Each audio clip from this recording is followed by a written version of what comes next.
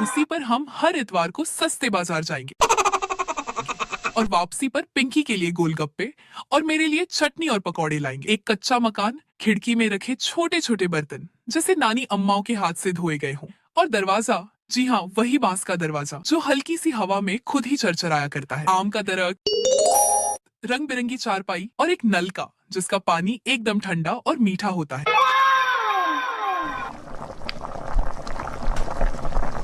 तो सबसे पहले लेंगे ब्राउन मिट्टी जिसको गोला बनाकर बेल लेंगे, फिर चारों साइड से कट करके चौकोर शेप देकर एक दीवार बनाएंगे और इसमें एक दरवाजा और एक खिड़की की जगह बनाएंगे जहां लगेगा एक लकड़ी का दरवाजा। दरवाजा बनाने के लिए हमने डार्क ब्राउन और लाइट ब्राउन मिट्टी को मिलाकर एक रोटी की शक्ल दी, फिर इसको चारों साइड से कैंची से काट लेंगे।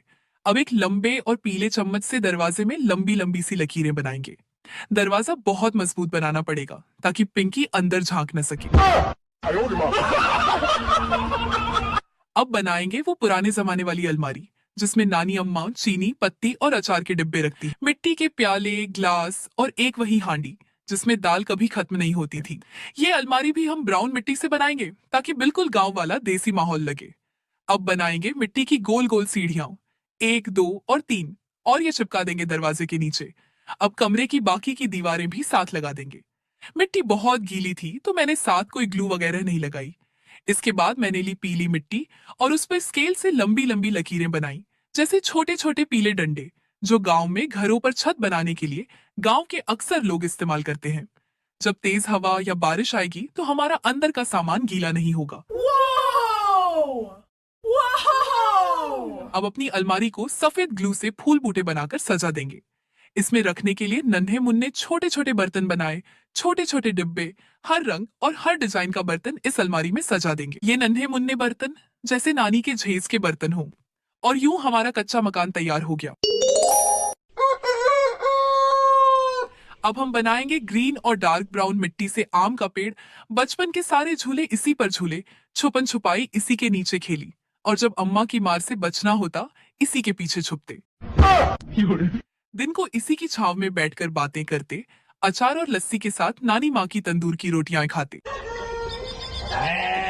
अब बनाएंगे गुलाबी मिट्टी से एक क्यूट सी चारपाई जिसकी पट्टी हम बनाएंगे गुलाबी और नीली मिट्टी से। रात को हम इसी पर लेटते, ऊपर तारे गिनते और नानी अम्मा की परियों वाली कहानियां सुनते। एक था राजा, एक थी रानी, दोनों मर गए, खत्म कहानी। लेकिन नानी की कहानी कभी खत्म नहीं होती थी। दिन में इसी चारपाई पर सब बैठते, अम्मा अचार सुखाती, पिंकी गुड़िया गुड्डे का ब्याह रचाती। ये कोई मामूली चारपाई नहीं, ये वही चारपाई है जिस पर दादा अब्बू हुक्का पीते थे और हर रात कोई नया किस्सा सुनाते, कभी अंग्रेजों के जमाने का, कभी भूतों की बारात का। इसकी पट्टियां गुलाबी और नीली मिट्टी से बनी हुई हैं, जैसे किसी चूड़ी वाले की दुकान से रंग चुरा लाए हों, और साथ चिपकाए डार्क पर्पल टांगे। अब टांगों के ऊपर पीले पीले छोटे छोटे डॉट्स लगाए और हमारी चारपाई रेडी है। अब बनाएंगे लाल मिट्टी से एक सीढ़ी जिस पर चढ़कर पिंकी छत पर जा सकेगी, क्योंकि पिंकी की आदत है दूसरों के घरों की छतों को फलांगने की और हर आए दिन टांग टूटी पड़ी होती है। अब हम मिट्टी से बनाएंगे एक नलका भी, जिसके लिए पहले हम ब्राउन मिट्टी से नीचे का फर्श बनाएंगे, फिर फॉट की मदद से उस पर ऐसे डिजाइन बनाएंगे जैसे नानी के घर की कच्ची मिट्टी की ईंटें होती हैं। नानी के नलके का पानी बड़ा ही ठंडा मीठा होता।